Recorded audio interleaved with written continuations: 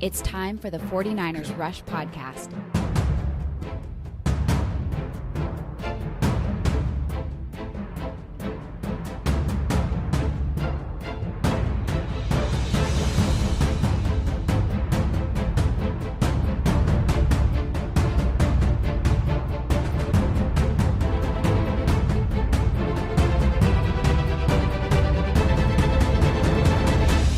And here's your host, John Chapman.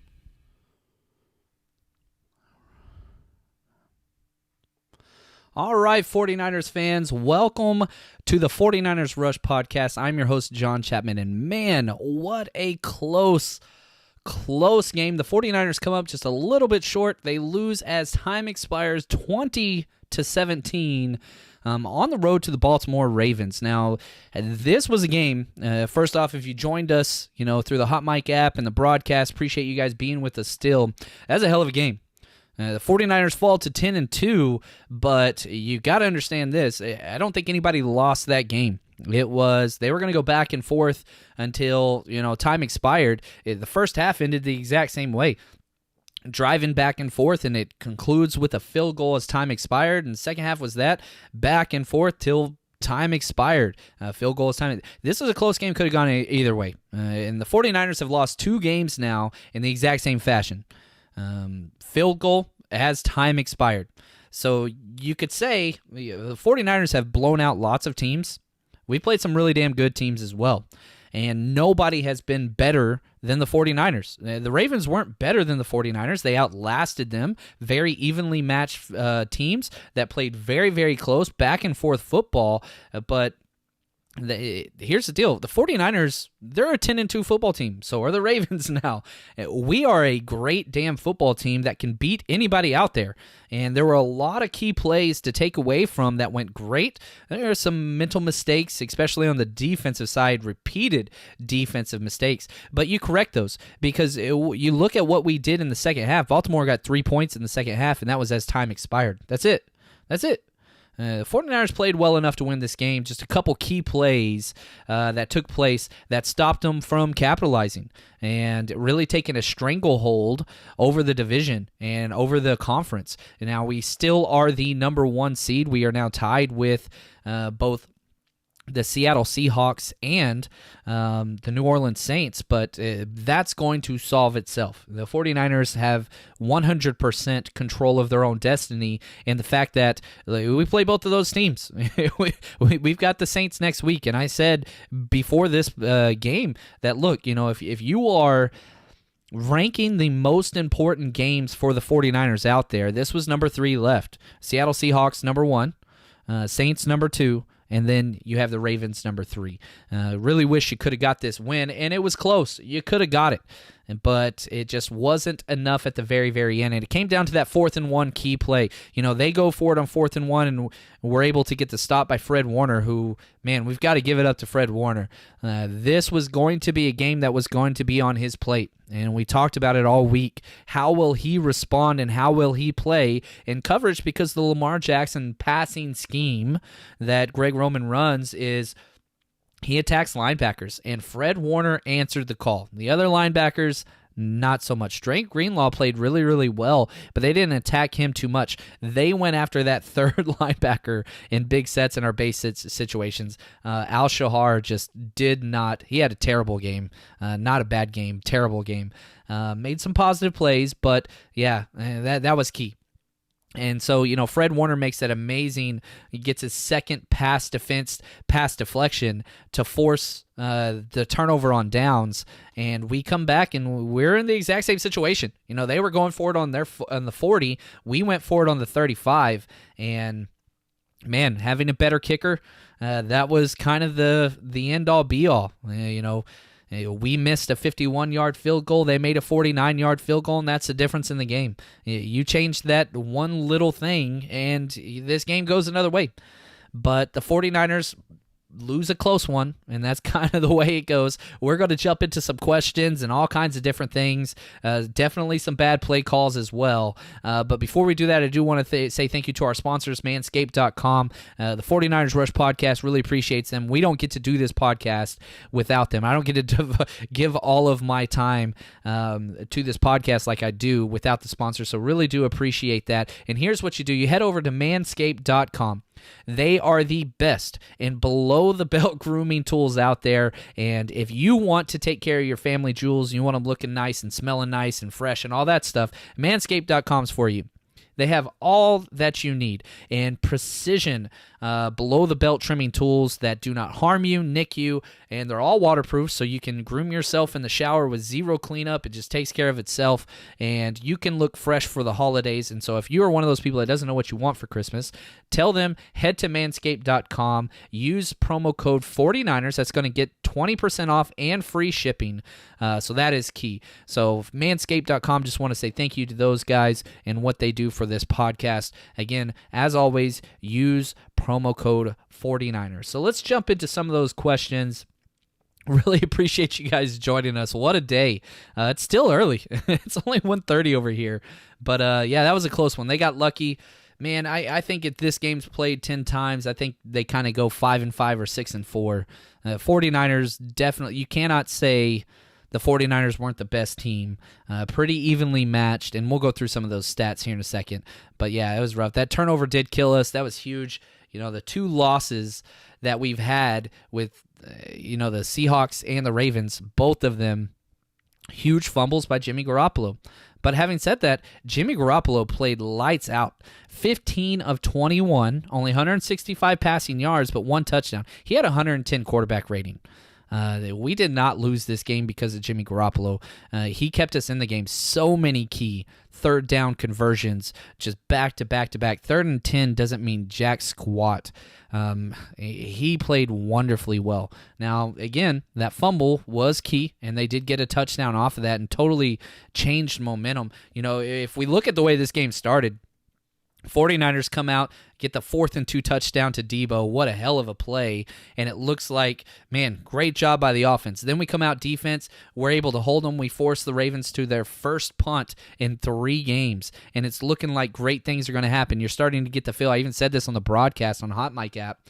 Man, this is starting to feel like the Green Bay game. If they can compound just a couple more things and get momentum on our side and keep going with this is going to be huge. And then the fumble play happens like immediately after that. Momentum shifts dramatically. Excuse me. And the Ravens just stay out in front for a long time. We had the chance to take over late in the 4th quarter with that 4th and 1 play. And, they forced it. They determined what we were going to do. They came out and they lined up everybody on the line of scrimmage so that you could not run it. They were not going to allow us to beat them running the ball on 4th and 1. And we checked out of it. And we went to a pass play. Kyle Shanahan just said this in his press conference. You don't want to do a quarterback sneak whenever it's over a full yard, which that was. Obviously, we'd want to run it, but they had a gap defense out there where they just loaded the line, and they just got the batted pass. It's what it is. The exact same situation, we were not able to stop them 4th and 1. They did it on 3rd and 1, and we couldn't stop them. So Mark Ingram, he didn't do anything. I'm with you, Fred. Why didn't they have an outside spy on? Here's the thing, okay? Here's what happened in the first half, and it comes back to gap exchange. And if you guys don't, here's the deal. I'm going to put out a lot of plays, a lot of highlights this week on video breakdowns. If you want to see the full video breakdown, go to my Patreon account, just patreon.com. There's an app. It's free, all that stuff. Type in 49ers Rush Podcast.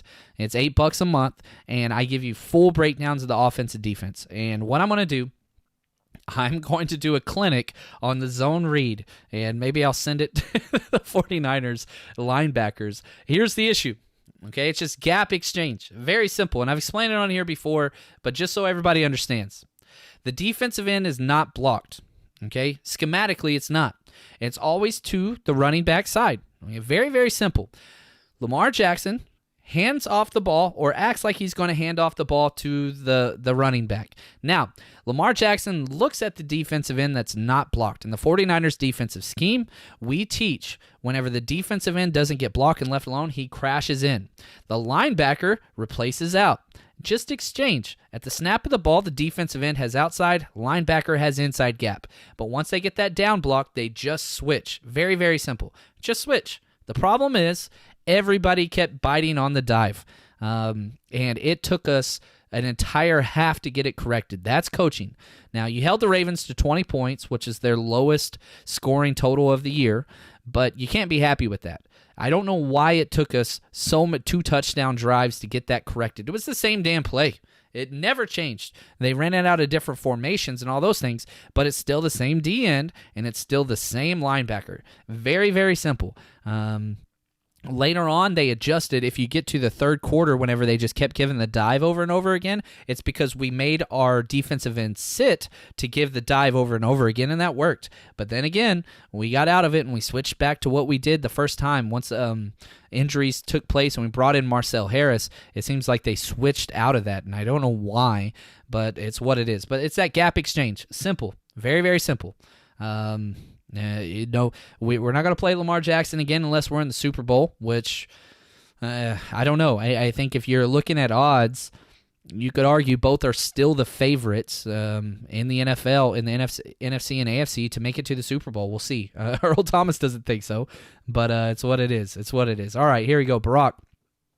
Only thing worse than this loss, John, is starting his show with a 30-second countdown. Yeah, getting a lot of backlash on the countdown, but because I go live on so many different formats with Twitch, Periscope, Twitter, YouTube, and all those things, it takes about 26 seconds for everything to get uploaded and make sure everything is set. So I do apologize for the long intro, guys, but it's something I can't really help because we're going live on so many platforms. It's one of just kind of the negative costs of going live on so many different streaming formats. But I want to make sure that the podcast is available for everybody. And plus, I love drums, so it pumps me up a little bit. But there's nothing really I can do about that. Sorry about that, guys. Do you think the Niners would have won if they ran on that last 4th and 1? I believe you run the ball there. I was screaming, run the ball. We ran the ball for 174 yards. We averaged 6 yards per carry. Yeah, run the damn ball. You run the ball, and it just didn't work out. It's what it is. You know, we have thrown the ball so much on third downs, and it's worked very, very well. We went 4 of 12 on third downs and 1 for 2 on fourth downs. You go back to the 4th and 2, we throw a touchdown to Deebo Samuel. Nobody's, screaming, why didn't we run it then? We are aggressive, and you set that tone. It was 4th and 1 later on, and we threw a deep pass to Emmanuel Sanders, and we got to play a pass interference call. So nobody's saying, why didn't we run it there either? And we had 3 fourth down attempts. They threw it on all 3 of them. So if you're upset with the play not working on 4th and 1 in the fourth quarter, you got to be upset with the play working, in the first half. So it's kind of what it is. It's you take it and you live and die by the sword, and you want the ball in Jimmy Garoppolo's hands. He's been so efficient. Again, you look at his numbers. I know I just read on 15 of 21. He played wonderfully well, 110 quarterback rating. He played great, converted a lot of first downs. And one thing that's special, too, this defense held them, the Ravens. They go 3 for 10, 30%, which was one of our keys of victory. I said they need to be below 40%. We did that. The other things, we need to be positive in sacks. We did that. We got 2 sacks. They got 1 sack. So we won that. I said we had to get 3 out of 4. Kittle needs to get 70-plus yards receiving. Didn't do that. And then my other metric, oh, goodness, it's alluded. Oh, turnovers. Yeah, we didn't win the turnover battle. We tied 1-1. So you change one of those things, and, yeah, this game could have easily gone the other way. And I haven't even mentioned Raheem Mostert yet. Good Lord. This guy is special. I've been saying for a long time that I wanted him over Tevin Coleman. I love the way this guy plays, his attitude. 19 carries, 146 yards, 7.7 yards per attempt. That is special. Had a 40-yard touchdown, 1 touchdown. He was special. And what he was able to do this whole game, 2 catches for 8 yards as well. They put Tevin Coleman on the bench and just left him there. Tevin Coleman goes 5 rushing attempts for 6 yards.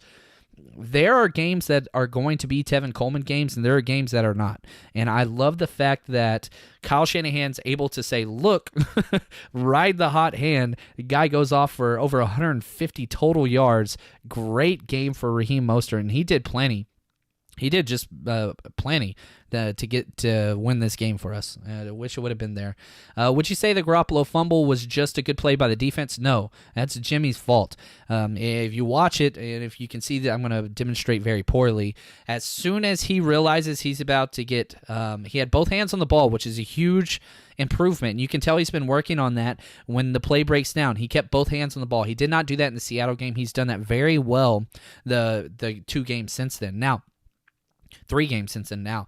But once he goes to tuck the ball, he didn't tuck it right. So he didn't tuck the point of the ball inside his armpit or inside his bicep. It was on the outside. So whenever he squeezed it, it popped out kind of on its own whenever the second defender came in to hit him. So he just tucked the ball wrong. You change that little thing, who knows? It's a totally different game. Robbie Gould cost us the tie. Yeah, that's a bummer. You pay a kicker as much as you're paying this guy, you want him to respond. And we have lost 2 games because of kicks. And I said before the season, if we do not sign Robbie Gould, then that cost us 2 games with the replacement kicker. Well, the problem is, he got injured, and we lost 1 with the replacement kicker, Chase McLaughlin, with a 47-yard miss. This game was a 51-yarder in the rain. I don't think there's a lot of people that could make that. Justin Tucker could make that. He did make that. His was 49, but it's rough, and it kind of got tipped. And you see it on the replay, whether it tipped it or not. But, yeah, Robbie Gould's not doing us any favors. Definitely not helping any of us out for sure. But it was a hell of a game. And, you could say 49ers covered the spread. So if you did bet with my bookie this week, a couple things. You got paid off on the 49ers game. I took the spread several times, made a huge positive thing there. And, my bookie's our sponsor. And so I do want to just pause. I've got a couple comments about this as well. Sponsors help fund the site and the equipment and all these different things to bring back the 49ers Rush podcast. There are several different 49ers podcasts that do 7 or 8 sponsors per episode. I don't want to be that guy. So I try to find things that I think will work for our audience. And yeah, I do talk betting because my bookie pays us to talk betting. And with that, I'm able to get some money to writers for articles and things like that.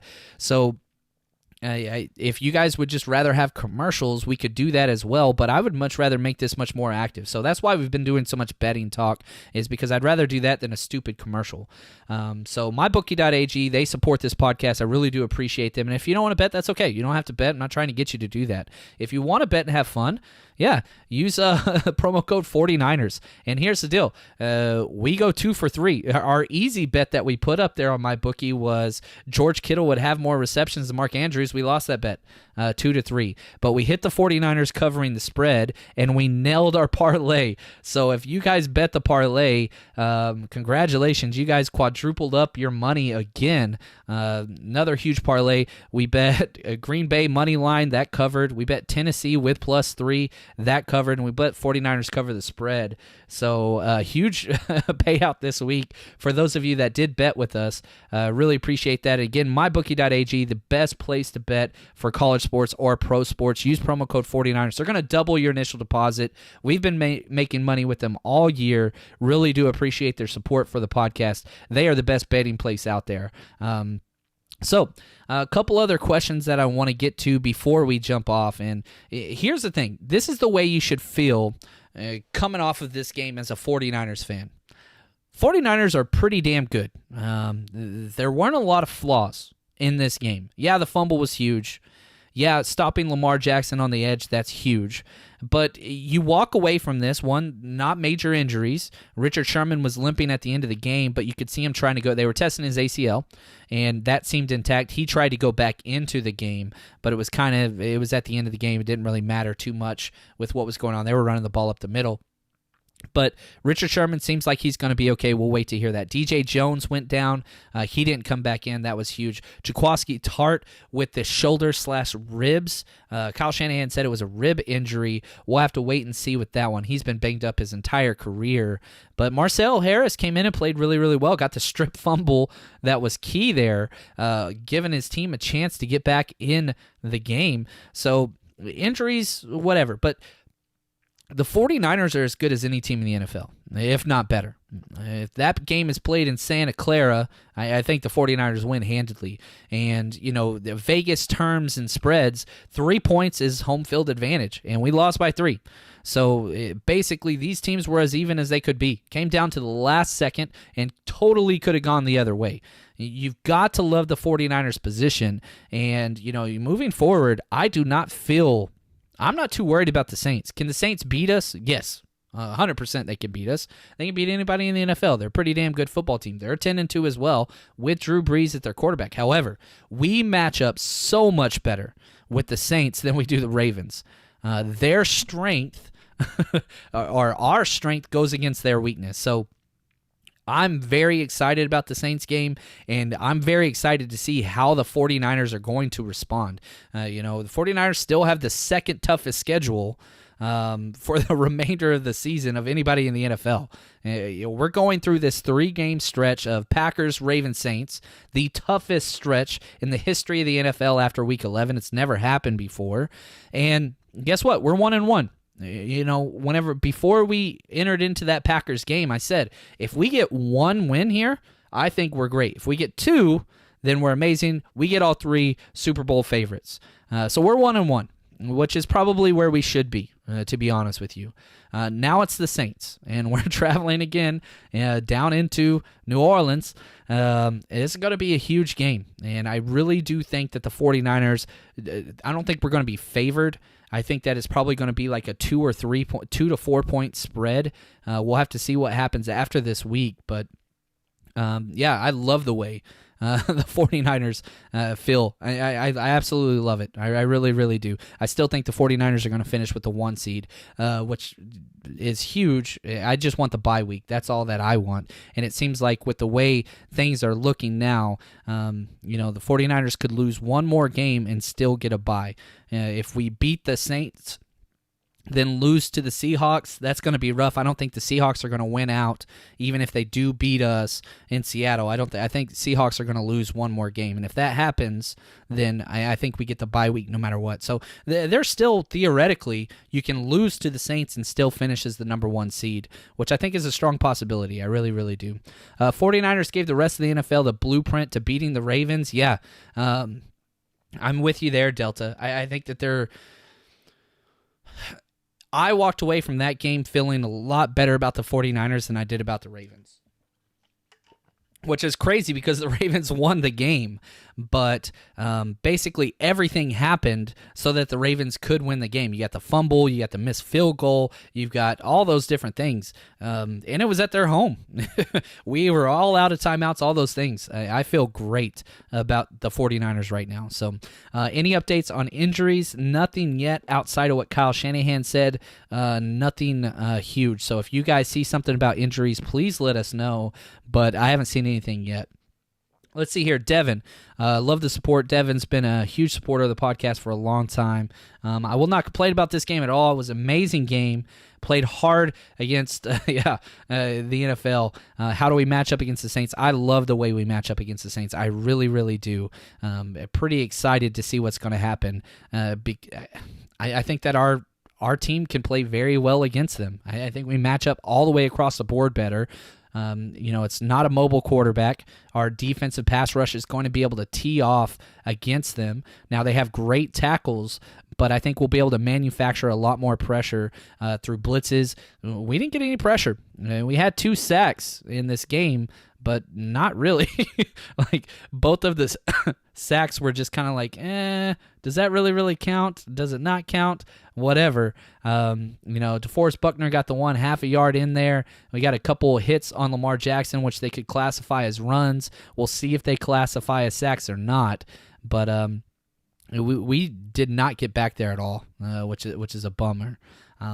Anyway, love it. Can't wait. We've got a lot more stuff. Again, as always, please make sure you head over to my Patreon account. We're going to have those breakdowns as soon as the NFL releases the coaches film. If you go through NFL Game Pass, it's like $100 a year. Instead, head over to my Patreon account, 49ers Rush Podcast. I'll put the link in the description of this video once I finish uploading it. And you get every single play for the 49ers offense and defense, and breakdown audio, all that stuff. So head over there. We've got a lot more coming this week. Really do appreciate you guys.